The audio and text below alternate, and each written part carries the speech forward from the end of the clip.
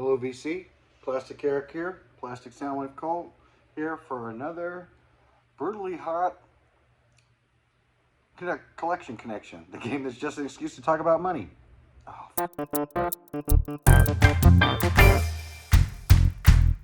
Rock and roll, rock and rollers. Welcome to a Thursday collection connection where we're playing that game. It's just an excuse to talk about records. I play the game with my brother, Plastic Eric, over on the Plastic Soundwave Cult channel. And every Monday he shows an album. Every Thursday I show an album. And the connective tissue as we go back and forth is that the album that we talk about has to relate in some way to the album shown in the previous video. So with that out of the way, let's move ahead.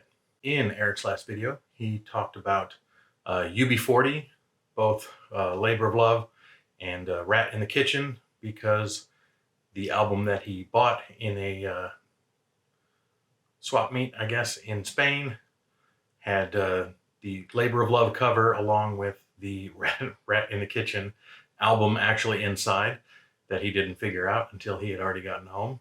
Now, the Labor of Love series, they were 3 albums. Labor of Love 1, or just Labor of Love.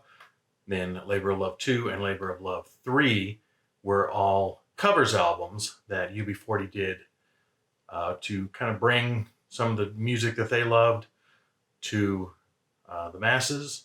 And so it was filled with covers like Cherry O Baby and, of course, Red Red Wine. I have that record, so I decided to connect off of that record rather than Rat in the Kitchen, which I don't have. I have a handful of UB40 records, but not Rat in the Kitchen.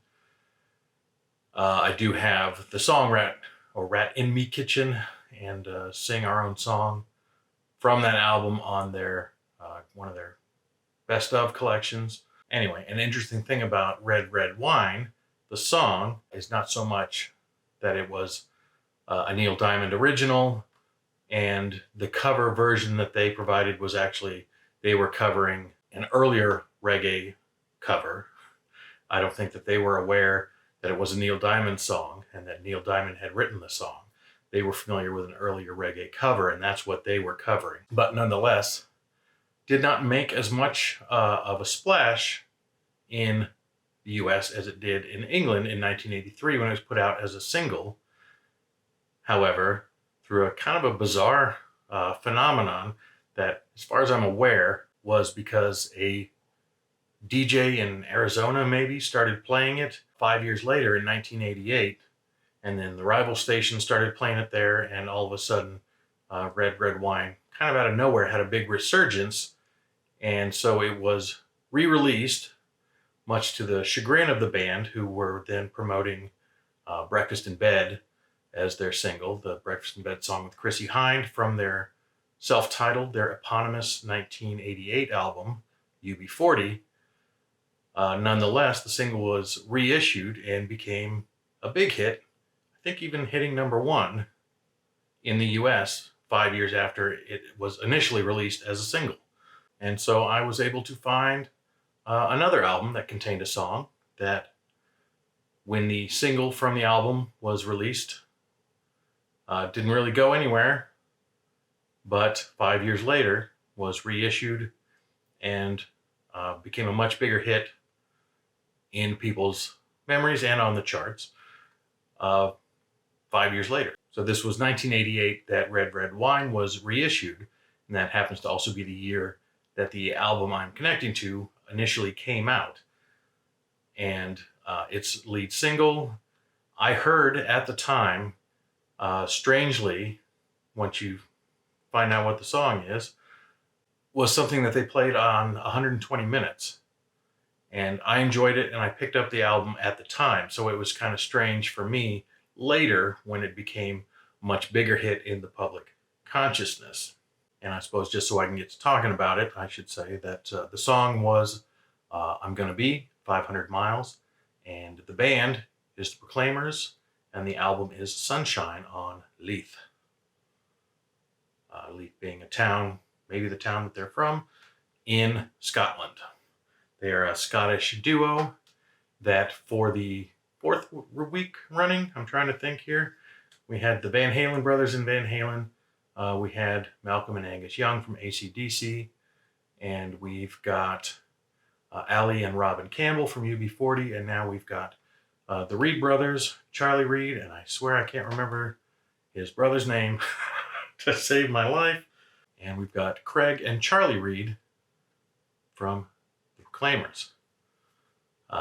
So we've got kind of a sub connection going on here through a number of albums. We had Four Straight, which are bands containing brothers. But my connection is that the song I'm Gonna Be 500 Miles was a much bigger hit when it was reissued in 1993, when it was featured on the soundtrack of the film Benny and June. Yeah, it was kind of strange that having bought the album back in 1988 and enjoying it, that it would come back around and they would become a one-hit wonder, kind of a legit one-hit wonder. I don't think they ever did anything else that made any noise over here. Kind of Everly Brothers inspired, kind of close harmonies. They are kind of Billy Bragg-like in that they sing both love songs and political ballads. There's a Cap in Hand in here. They talk a little bit about Scottish independence, which became a much bigger issue than maybe even some Americans are aware of. So when Scotland started to wonder if they wanted their independence from the UK after the UK voted for Brexit. But they jump back and forth. It's not heavily political, but there's at least one other. I think What Do You Do on there. And then several songs declaring their love for Scotland and being Scottish. So you can think of that as political or not. And then these sort of close harmony, sort of folk, Scottish folk music. I don't know exactly what you would call it, but just love songs. And I'm Gonna Be has kind of become maybe a little bit of a joke. I don't know, people get sick of it, and certainly their accents are on full display whenever they sing. They are very thickly accented, and in fact, one of their earlier albums, which I did pick up for their prior album, I think they only had the one before that, had a song called Throw the R Away, where they sing specifically about their accents and how they wouldn't know what to say if they had to flatten all the vowels and throw the R away.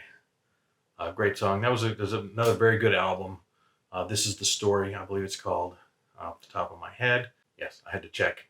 This Is the Story. I was right. I always have that moment of doubt when I'm just speaking off the top of my head, that I'm going to get things wrong. But that's a very good album, and I followed them for a couple more albums, but really I think those first two, if you were ever to seek out some Proclaimers, those first two are really the ones that you need. It's a little more stripped down, sort of straight folk on the first album, on This Is the Story, and a little bit more fleshed out, although there's some very simple arrangements on here too that aren't much more than guitar and voice. But I want to throw a special shout out. So I'll say, I'm Gonna Be, I still like it, even all these years later. Then I Met You is another great song that I enjoy singing, and I'm on my way, but especially the closing, Oh Gene.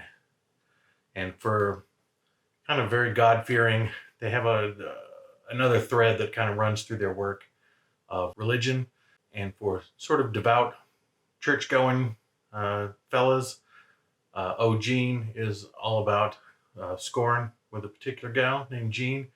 And I love the song. It's a great sing-along, but it ends in about a 3-minute long coda that I am convinced is supposed to be a simulation of sex that just kind of devolves into yops and shouts and kind of over and over rhythmically until the big release at the end. And it just builds and builds to this big release, and then the album ends on that. Fantastic, amazing way to end an album. Unforgettable. But yeah, these otherwise very family-friendly seeming Scottish brothers, Charlie and Craig Reed. Oh Gene is definitely one to listen to, one to search out. I love it. But yeah, I think that's probably all I need to say. I recommend it. It's not my like a lot. I would love to see people be aware of more than just I'm going to be. But I'm going to be is a pretty strong template for the kind of music that you will get if you listen to the album Sunshine on Leith from 1988 on Chrysalis Records. And with that, I will throw that over to Eric to make a connection, and you can see what he connects us to come Monday on his channel, The Plastic Soundwave Cult. And with that, that's all I have. So I thank you for watching.